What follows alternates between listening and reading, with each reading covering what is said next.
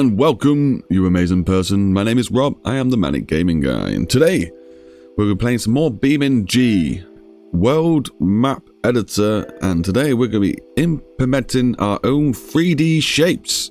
Now, you can use this technique also to grab other 3D shapes, but I recommend you go watch Spieler's video on that one, because he does talk about the render distance, which I haven't got to grasp yet doing, but I can now put in my own 3D shapes. Let me show you what I built into the game with textures and stuff. I was mucking around. Look, here's a square I put in, and I put these new brick walls in, which I'm going to show you roughly how I did that by making a singular rock, maybe something like this one of my own. I went back over here because it looks a bit more bland. Where did I go? Where did that little gnome go? Hello, Gnomey. Anyway, so what I'm going to be showing you today is how to export something from this map as a file for Blender to read, for you then to edit, and then you're going to be able to import it back into the map with your new edits and new materials also applied. And then you can also keep going back and forth, altering that material, or even cloning it and making a new one. So you built a house, you just want to make different changes, you can do that sort of thing. So first of all, I'm going to use a mesh road to create this sample. It'd be nice to be able to have different shapes, because I only really need a circle, but I'm going to manipulate this in such a way that it don't really matter. So this is going to end up being a big block. Oh, what am I doing now? Control Z and do.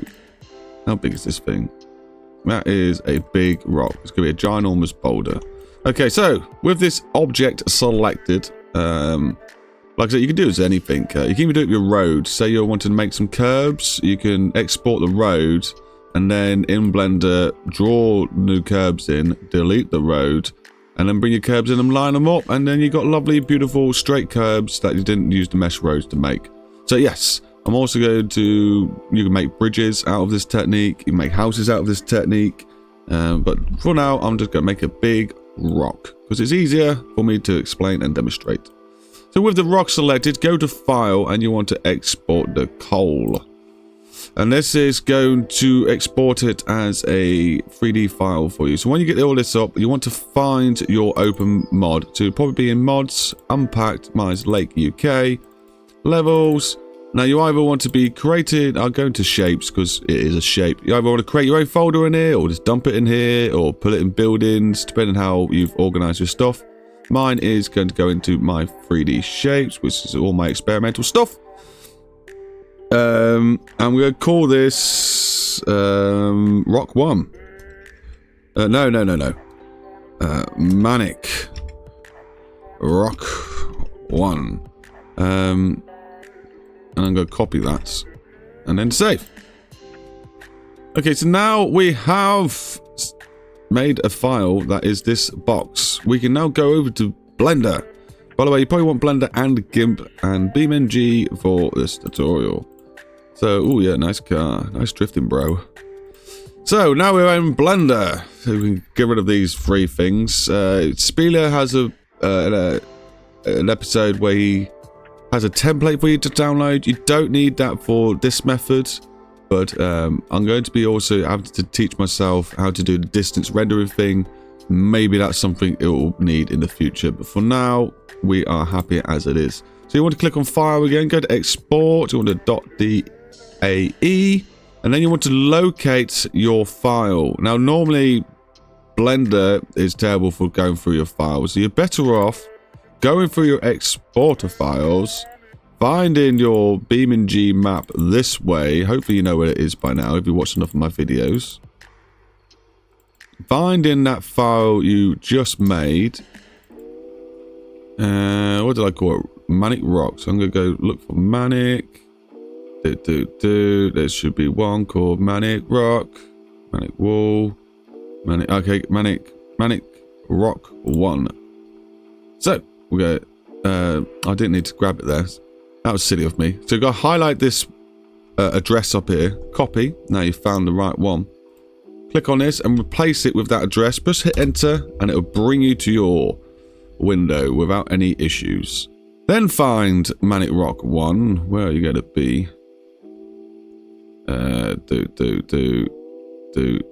Do Manic Rock 1. There we go. Import, please. Give it a few seconds. Give it a few more seconds. Why is it? Did I import or export? Did I try export and nothing? Oh my god. Did I just break it? Did I click export then and not import? And did I just manage to write over my own file that I wanted to use with nothing? I think that's what I've just done. Okay, so don't do a bob and mess up like that. Because now I'm going to have to export it again. Ugh. Give me a second, people. I should be editing this out, but it doesn't take 2 seconds. And you also get to see me do it over again. Right, I'm going to export it over the same file.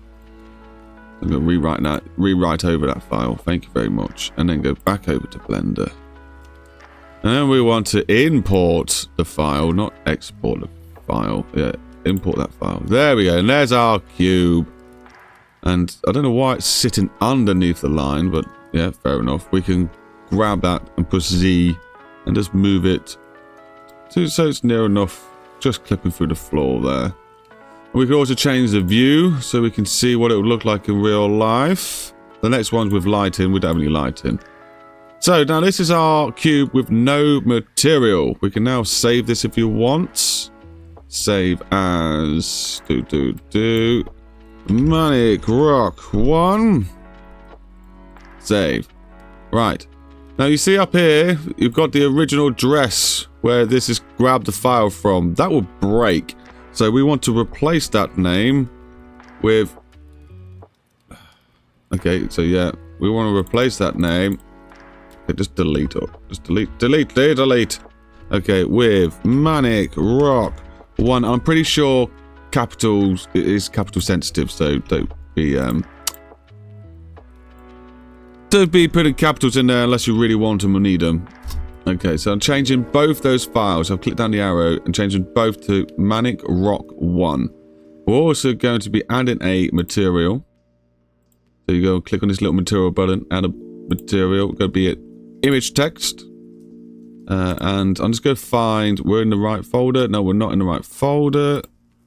So I'm just going to grab the right folder and go back to it. So I'm saving all my images and my 3D files all in the same place. Now I've got a seamless rock somewhere. Seamless rock. There we go. Open that up. Lovely. Nothing really should have happened. We're going to change the... Oh no. Why have I done that again? Copy that. And then... Get rid of the tile. And then paste that in there. So everything should be called Manic Rock 1. So brilliant. Now you want to probably change the shape because that's not going to look like a rock, is it? So I like to go to multiplier. Then I can solidify, yeah. And then change that to like 1 meter. No, 1 meter. Change that to 1 so it sticks out and not in. Don't care about even thickness. And then apply. So that's made that a bit bigger now. So we also want to be changing the shape. But I think first we'll put the texture on, show you how that's done. So up here you want to go to edit modes. So you've got all that. If you push A, you can select it all. And then you want to push U. And then you want to smart unwrap, UV unwrap. This is a cube, so I could just do the cube projection. But we'll just go for smart unwrap for now. There we go. Now that's stuck that on there, but if you export this now, it will not be working, so don't leave the video. I like the size of it. I'm probably just going to leave it that sort of size. But you want to go over to now UV editing, no, text paint, sorry. And where it's got all this on there, you now need to save it as our new name. So save as Manic Rock 1 JPEG. Save image. Okay, now if you export it, that should just work. If the image texture isn't there, you can refresh BeamNG and then it will be there, I promise you. Okay, but there is some other things we can do, because this isn't going to look like a rock. So I like to go to... Yeah, scalping. Yeah. And this is where you can mold and edit all of your shape. Now, I don't think we got many faces on this one at the moment. I'll go to grab and pull it. It works by all of, you know, the nodes and stuff that are already in there. Okay, so what you want to do is you want to remesh, and just go add more squareness to it. I didn't need that much detail though. So that we got lots of detail now. And now when I grab it, it's got more mesh to read from. Lovely. So then I would just, I don't know, probably do something like this. Ooh, you.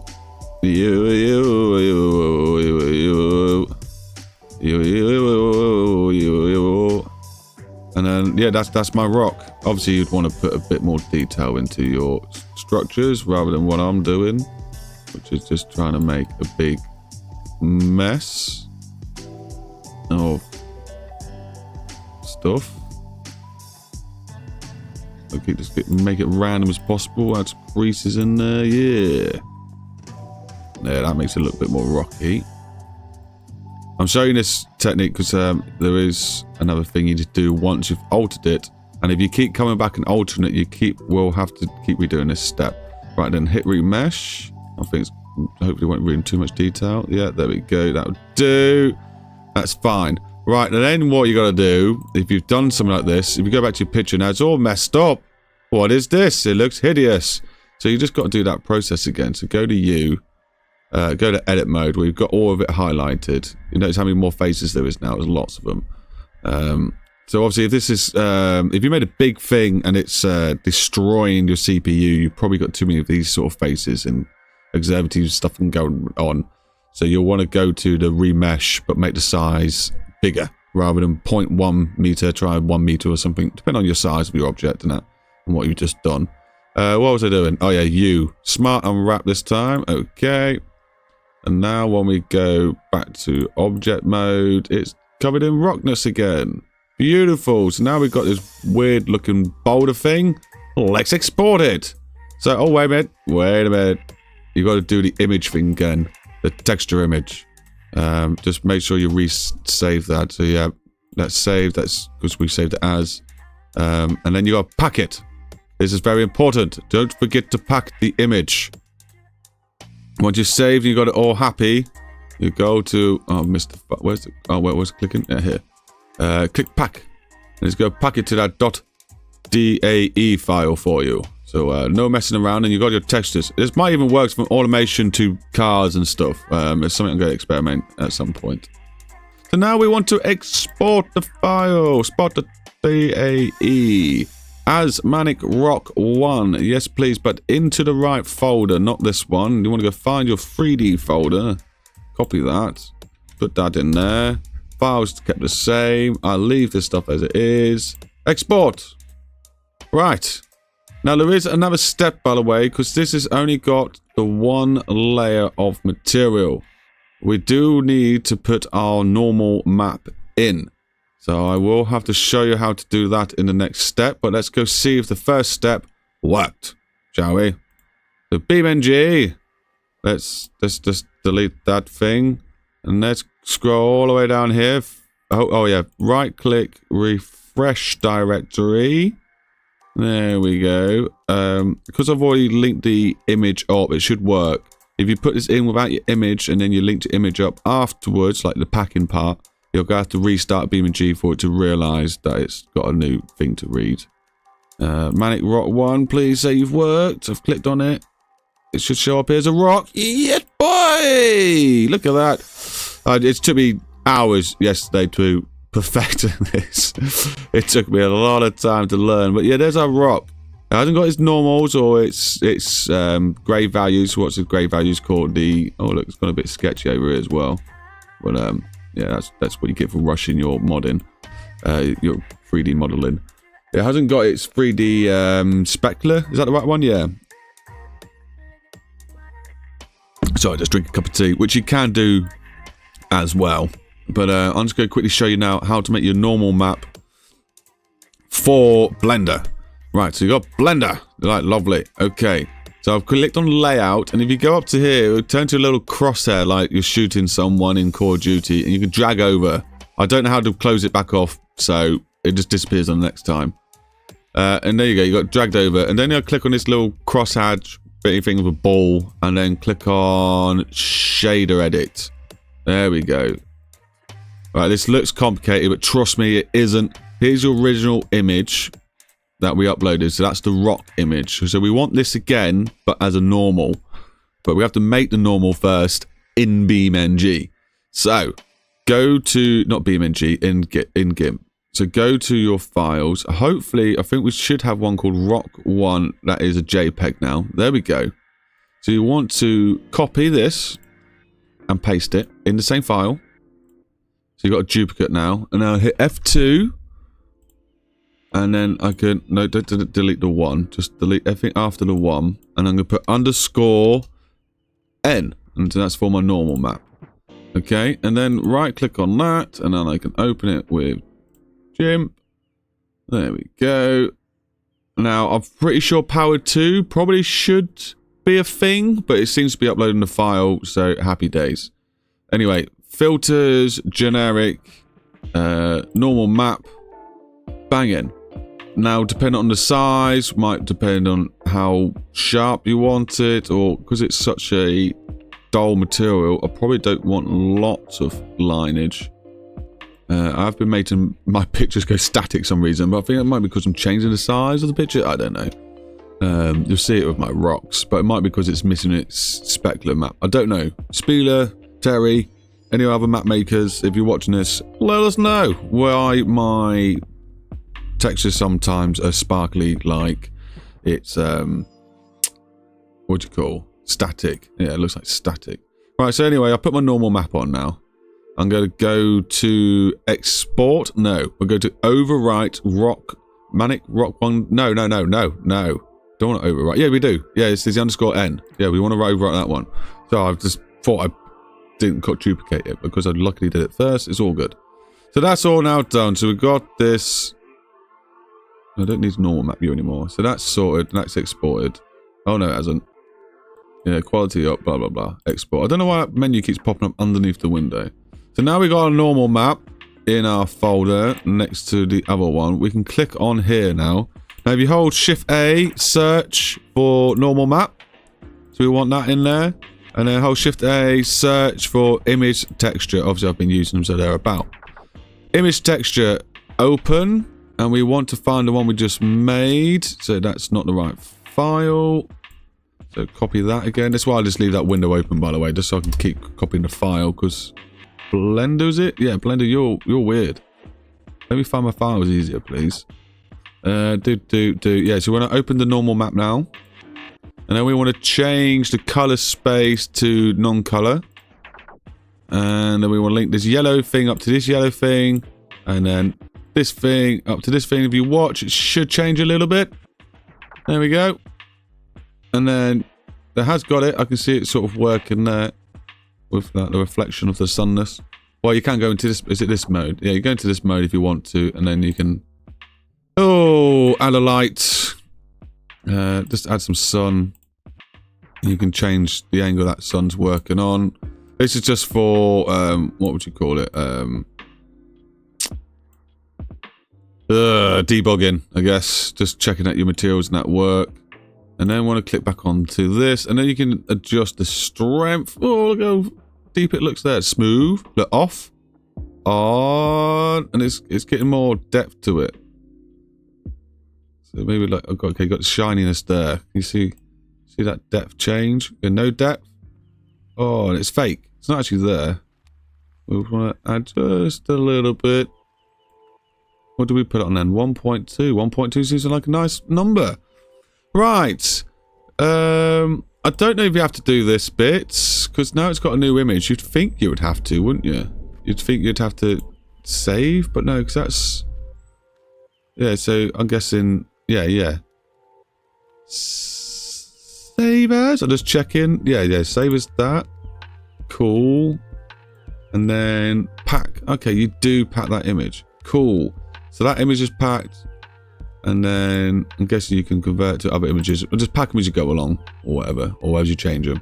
Right, so that now should have its normal map and its... Yeah, so if I go to layout, yeah, there we go. I was freaking out then. Now, brilliant. So that should go to its normal map and it should have its rock texture map. So let's export it again. And we're just obviously going to rewrite over this one. It would come up red if we were doing that. Just going to sip my tea. 2 objects exported. We didn't need the sun, did we? We definitely don't want to be exporting the sun. Let's re-export that just in case I exported it with a weird sun in there for some reason. Just 1 object. That's all we want. Right. Let's go over to BeamNG again.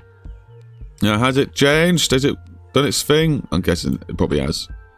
It looks like it's got some sort of weird texture stuff going on. Amazing. So there you go, people. That's how you implement your own 3D objects into BeamNG with texture and a normal map. But keep in mind, this isn't the best for frames per second, sort of. It's not as efficient. Ideally, you'd want different layers of this, so when you get further away, the texture tries to ruin itself.